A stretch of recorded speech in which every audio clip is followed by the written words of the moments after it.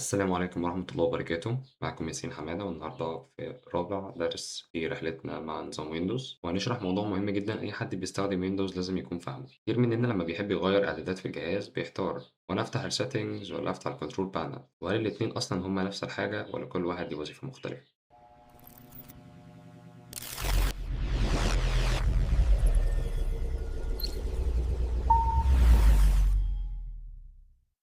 وكالعادة عندنا درس النهاردة هيتقسم لثلاث محاور. أول حاجة تطبيق الإعدادات الحديثة أو اللي هو السيتنجز شبه ما احنا عارفين، وتاني حاجة لوحة التحكم العادية اللي هي القديمة اللي هي الكنترول بانل، وتالت حاجة هي الام ام سي وهي وحدة إدارة مايكروسوفت اللي بتجمع أدوات الإدارة المتقدمة في مكان واحد. بعد ما نخلص كل دول هنعمل مقارنة سريعة ما بين كل أداة وإمتى نستعملها. طيب في البداية خلينا نتكلم إيه هو الفرق ما بين السيتنجز والكنترول بانل. ليه أصلا ويندوز فيها سيتنجز وفيها كنترول بانل في نفس الوقت؟ الإجابة إن مايكروسوفت بدأت من ويندوز 10 وبعد ويندوز 11 تنقل الإعدادات تدريجيا من كنترول بانل لواجهة أحدث واسمها سيتنجز. السيتنجز واجهة حديثة، مميزاتها إن فيها تصميم حلو ومناسبة لأي نورمال يوزر، مش محتاجة إن أنت تكون أدفانس عشان تتعامل معاها، منظمة بشكل كبير جدا، متوافقة مع معظم الشاشات. من خلالها تقدر تعمل حاجات كتيرة جدا، شبه إن أنت تغير الخلفية وتدير الشبكات وتعدل الإعدادات بتاعة الصوت والأبديتس وتدير الحسابات وكل الحاجات دي. طيب عندنا في الكنترول بانل دي واجهة القديمة، شكلها قديم شوية لكنها مهمة جدا جدا، لأن فيها إعدادات أدفانس مش كلها اتنقلت للسيتنجز لحد دلوقتي، زي بعض الإعدادات بتاعة الشبكة الأدفانس، وبعد كده إدارة الأجهزة مثلا وإعدادات النظام وأدوات إدارة برضو تانية. لسه كل الكلام ده هنبدأ نشوفه بالتفصيل ونتكلم عنه. طيب تعالوا دلوقتي نشوف جولة تفصيلية داخل السيتنجز. أول ما تفتح السيتنجز هتلاقي مجموعة من الأقسام المهمة شبه السيستم. لو عملنا كده ودوسنا على سيتنجز فتح لنا السيتنجز، أو زي ما قلنا قبل كده إن إحنا لو جينا هنا وكتبنا settings وفتحناها هتتفتح بالشكل ده. طيب زي ما احنا شايفين هيبدأ يظهر عندنا شوية حاجات. لو احنا في الهوم يبدأ يظهر عندنا الساوند ديسبلاي ديفولت ابس، وهنلاقي تحت شوية البلوتوث. البلوتوث موجود في مكان تاني بس مش هنتطرق له دلوقتي. لو دخلنا على إعدادات الصوت هنلاقي إن هو بيقسمها لنا اتنين: output و input. والله دلوقتي أنا لما بinput ده الحاجة اتدخل الجهاز، فأنا بختار والله وأنا عايز الصوت يدخل من هنا ولا من هنا.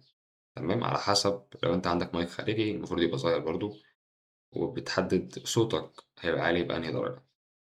طيب بالنسبة للأوتبوت هو الصوت خارج منين؟ لو أنا عندي شاشتين أو عندي لابتوب وموصله بشاشة تانية اكسترنال، اللي بيحصل إن أنا بختار لا والله هو الصوت يطلع من هنا ولا يطلع من الشاشة التانية. طيب نرجع تاني للهوم كده. ش- خلصنا بسرعة حتة الساوند. طيب عندنا تاني حاجة وهي الديسبلاي، ودي حاجة احنا بنفضل قاعدين فيها يعتبر معظم الوقت. ودي اللي بيبقى فيها إدارة الشاشة ذات نفسها من السطوع والإضاءة بتاعتها، لو أنت مثلا عايز تعملها نايت لايت وغير الكلام ده كله. الجزء ده مش هيبقى موجود عندك لو أنت ما عندكش شاشة تانية. تمام. طيب ننزل هنا، ده يعتبر الإيه الإعدادات الأساسية يعني. في البداية عندنا البرايتنس، وزي ما احنا عارفين إن هي بتقلل سطوع الجهاز بتزوده. وعندنا النايت لايت اللي بتخلي الشاشة صفرا بعد الشيء. الكالر بروفايل من غير ما نبدأ إن احنا ندخل في حوارات كتير، لو أنت حابب تقرا شوية عن الكالر بروفايل فأنت تقدر يعني، لكن هي حاجة بتنظم إعدادات ألوان الشاشة. طيب السكيل اند لاي اوت، أنت على حسب أنت عايز تخلي الصورة قد إيه. مثلا دي برضو مثال عملي وحي. لو عملناها 125، الايكونز زي ما انت شايف كبرت، كل حاجة كبرت. لو رجعنا وخليناها 100 كل حاجة صغرت مرة تانية. ودي الريزوليوشن بتاعت الشاشة بتاعتك، وانت عايز الاورينتيشن يبقى عامل ازاي، لاندسكيب ولا بورتري. بس ايه، الدنيا هتبدأ تعك لو قعدنا نعمل الكلام ده، فمش عايزين حاجة تتعك. طيب عندنا الادفانس ديسبلاي. ما اظنش ان احنا هنستعملها كتير في حياتنا عموما. دي بتظبط منها الريفرش ريت. طيب لو جينا نرجع، نرجع تاني في السيستم، نرجع في الهوم، هنلاقي إن إحنا شفنا دول لحد دلوقتي. بعد كده نيجي ندخل على installed apps، هنلاقي هنا كل الأبس اللي عندنا. نقدر إزاي لو أنا مثلا عندي الpartition C مليان ومسحوم، عايز أعرف هو في إيه أصلًا عشان نبدأ إحنا ننضفه، بابدأ أعمل filter إن أنا عايز أشوف الlocal disk C والsize large small عشان يجيب لي أعلى حاجة فوق، أشوف إيه أعلى حاجات اللي واخدة مني مساحة. وزي ما أنتم شايفين أنا عندي بعض البرامج البسيطة، فما فيش مساحة كتير أصلًا متاخدة عندي، ونيجي ندخل هنا هنلاقي إن يعتبر ما فيش حاجة أصلًا. تمام. طيب نرجع تاني، كده نكون خلصنا أول خانة عمومًا في الsettings وهي الhome. ننقل بعد للبعد كده للsystem. طبعًا الdisplay دي إحنا لسه مخلصينها ولسه خلصناها، ودي الnotifications. notifications عادي كأنها notifications عادي كأنها notifications بتاعة الموبايل، تقدر تتحكم في الإشعارات وإيه اللي يظهر وإيه اللي ما يظهرش خصوصًا وأنت شغال عمومًا. طيب بالمرّة أقفلها علشان ما يجيليش message وأنا باصوّر. طيب الfocus ودي شبه الfocus mode اللي أنت بتعمله على الموبايل عادي جدًا، ما فيهوش حاجة جديدة يعني. طيب الpower نيجي ندخل على الpower.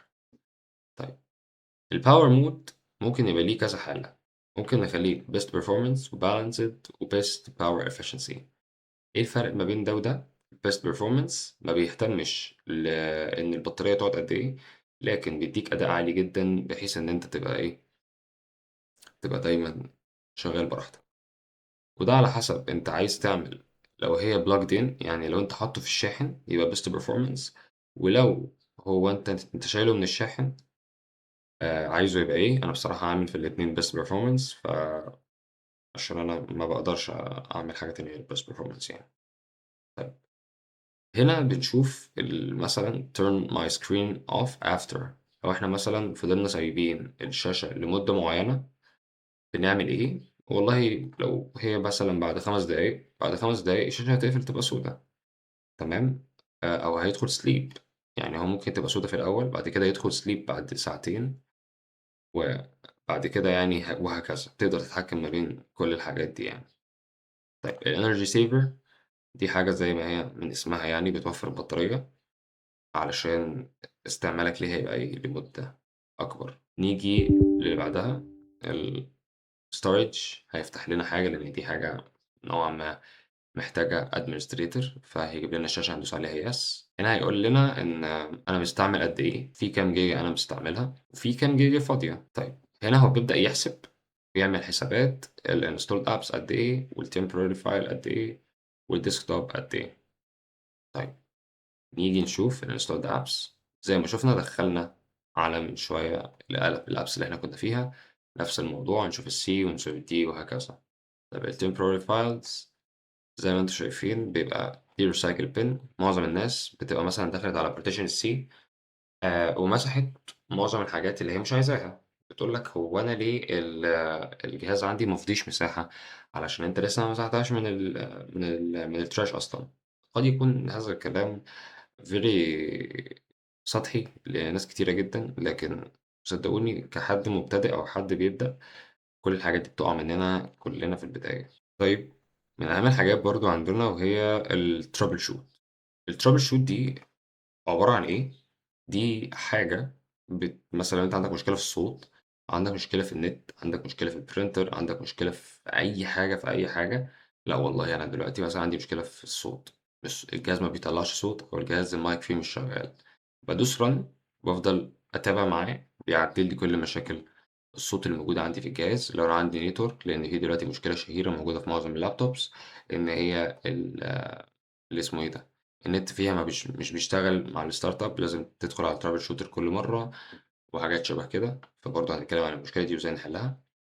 طيب ننقل تاني، دي البلوتوث. مش ما أظنش إن هي محتاجة شرح كبير جدًا، أنت محتاج عشان تadd device بتعمل add device. بلوتوث بيبدأ يدوّر بيجيب لك الdevices بتconnect وهكذا، بس مش عايزين نضيّع وقت بشكل كبير. الVPN والproxy هنتكلم عليهم later on أمّا نيجي نتكلم عن الcyber security. والairplane mode ما أظنش إن هو محتاج حاجة. الmobile hotspot ما أظنش إن هو محتاج شرح يعني، كلّها نفس الfeatures اللي في الموبايلات بتاعتنا كل يوم. الpersonalization دي حاجة إحنا بنستعملها كتير جدًا، إن هي بنغيّر منها الbackground والcolors والthemes والحاجات دي. طيب ندخل على الbackground. هالاقي دي مجموعة من الباك جراوند اللي إحنا استعملناها. دوسنا على ده، باك جراوند اتغيرت. طيب دوسنا على ده، باك جراوند رجعت زي ما هي. بنختار بقى الموضوع بيبقى إيه، عامل إزاي. طيب نرجع تاني للبرسوناليزيشن. الكالرز، لو أنا مثلا اخترت 10 هيبقى الثيم بتاع الجهاز باللون ده. اخترت اللون ده هيبقى الثيم بتاع الجهاز باللون ده، وهكذا. الثيم عموما، الزراير، الحاجات كده، وهكذا يعني. طيب خلينا دلوقتي ننتقل للتاسك بار. التاسك بار من أهم الحاجات اللي بتبقى محتاجة إن أنت تظبطها. أنت عندك السيرش بار، أنا عاملها هايد لأن أنا مبحبهاش وما محتاجهاش في حاجة. ممكن نحطها سيرش ايكون فبقت ايكون كده تحت زي ما انتم شايفين، او ان انا بكبرها سيكة صغيرة فبتبقى كده، او لو انا عايزها كلها بقى لو بالصلاة على النبي ايه، آه سندوتش شاورما كده. انا بنفسي بخفيها يعني. طيب عندنا بقى تاسك فيو اللي هو ده بتاع ده، ان انا بقدر اغير منه اكتر من ويندوز، يعني سوري اكتر من ديسكتوب. تمام، ودي بالنسبة للويدجتس، واحنا كنا شرحناها في بداية الدرس، ما اظنش ان احنا محتاجين نشرحها تاني يعني. طيب من أهم الحاجات التانية اللي هي time language، بتختار إن عموما set time automatically. أول ما بتدوس عليها التايم كله والدنيا كلها عندك بتترفرش automatically، والدنيا بتبقى عندك سليمة نوعا ما. طيب ده التايم زون، ما أظنش إن إحنا دلوقتي هنتكلم عن المواقيت يعني، ما حتى أنا مفهمش فيها أوي يعني، مش محتاجين. طيب ننزل على آخر خانة عندنا تحت، وهي ويندوز ابديت. ويندوز ابديت هنا بيجي لك كل الابديتس، لو انت عندك اي ابديت على الجهاز متوفر محتاج تعمله ومش محتاج تعمله. لو انت عايز تعمله سكيدول، يعني سكيدول يعني انت مثلا عندك التحديث بس هتعمله فيما بعد. طب انت كل الناس حواليك تنزلها تحديث وانت لسه، ممكن تعمل تشيك فور ابديتس. وساعتها هيقعد شويه يعمل تشيكينج، وبعد كده هيلاقي يقول لك اه والله احنا فعلا عندنا ابديت سوري وما اعرفش ايه وحوارات شبه كده. طيب privacy and security مش هنعمل لها سكيب، بس هنشرحها في نهاية الكورس بتاعنا إن شاء الله، عشان نتكلم فيها بشكل تفصيلي. طيب دلوقتي هنتكلم، طالما السيتنجز موجودة ليه نستخدم الكنترول بانل؟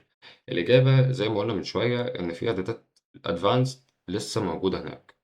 مثلا لو أنت عايز تعدل إعدادات الشبكة بشكل أدفانس، أو تدير أجهزة متصلة بالجهاز، لو أنت عامل كذا جهاز متصل بنفس الجهاز بتاعك تقدر تتحكم فيهم، وتقدر تتحكم في بعض إعدادات النظام ذات نفسها. وساعتها غالبا هتحتاج الكنترول بانل، والسيتنجز مش هتساعدك. خلينا نقول إن السيتنجز للمهام اليومية، أما الكنترول بانل فمناسبة أكتر للمهام الأدفانس. طيب دلوقتي بعد ما عرفنا الفرق بين الإعدادات واللي هي أو السيتنجز والكنترول بانل، هننتقل لموضوع مهم جدا لأي شخص عايز يفهم إدارة ويندوز بشكل كويس يعني، وهو ال MMC. ال MMC هي stands for Microsoft Management Console، ودي عبارة عن منصة بتجمع أدوات الإدارة في مكان واحد. بدل ما تفتح كل أداة لوحدها، MMC تسمح لك تجمع الأدوات اللي أنت محتاجها في ويندو واحدة أو مكان واحد، وده بيسهل عليك إدارة والمتابعة بشكل كبير. واحدة من أهم مميزات ال MMC إن هي بتعتمد على حاجة اسمها السناب إنس، ممكن تتخيلها كأنها إضافة أو وحدات، وكل واحدة مسؤولة عن مهمة معينة. زي مثلا إن تدير الهارد ديسكس اللي موجودة أو ال SSDs، ومنها اللي بيدير الأجهزة وبيدير الإيفنتس وبيدير اليوزرز. هي حاجات بتدير كل حاجة أنت محتاجها. عندنا 3 أدوات إدارية مدمجة في ويندوز، ودي مهمة جدا جدا، وهنتكلم على كل واحدة بالتفصيل. دلوقتي عندنا إدارة الأجهزة أو الديفايس مانجر، ممكن ندخل عليها دلوقتي برضو. طيب لو نيجي على الستارت منيو وندوس ديفايس سوري مانجر، هنلاقيها بالمنظر ده، وهندوس عليها اوبن.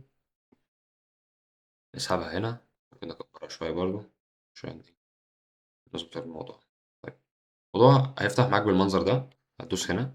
طيب نقفل معظم الحاجات دي، كل الديفايس اللي ممكن تبقى مربوطة بالجهاز. طيب خلينا نشوف إن الأوديو، والله أنا عندي مايك، وعندي الشاشة التانية، تمام، وعندي وهكذا يعني. طيب عندنا هنا الباتري، أنا أصلا مش حاطط باتري في الجهاز، فهو الموضوع مش هيظهر معانا هنا. طيب خلينا نشوف مثلا الكيبورد. بالفعل في كيبورد محطوط، ودي الكيبورد بتاعت الستاندرد بتاعت اللابتوب. المايس أو الماوس برضو موجود. المفروض إن ده الماوس بتاعي ودي التاتش باد، فده الماوس التاني الخارجي يعني. وهكذا. من هنا بتبدأ تدير إيه الأجهزة اللي عندك، وإيه الأجهزة اللي أنت مش عايزها تبقى موجودة، وإيه الأجهزة اللي أنت عايزها تبقى موجودة وشغالة. طيب بعد كده عندنا الEvent Viewer، وهو حاجة اللي بتعرض الأحداث اللي موجودة جوه الجهاز، ودي أداة مهمة جدًا لتشخيص المشاكل. أي خطأ أو error أو تحديث بييجي أو تحذير بييجي داخل النظام بيتسجل هنا، فلو الجهاز فيه مشكلة غالبًا هتقدر تعرف سببها من الEvent Viewer. خلينا نبص عليها بصة. نيجي على Start Menu، Event Viewer فتحت معايا بالمنظر ده. خلينا نrun as administrator عشان محتاجين نشرح أي حاجة يعني. في كلمة مهمة جدًا محتاجين نبقى فاهمين هي إيه، وهي كلمة logs. والlogs دي عبارة عن أنا دلوقتي مثلًا ياسين دخل المحل الساعة كذا، فدي log. ياسين خرج من المحل الساعة كذا، فدي log تانية. فبنبدأ إن إحنا نبقى عارفين بقى والله هي الlogs بتاعة الجهاز، مثلًا الlogs بتاعة الsecurity عندنا أهو بالمنظر ده.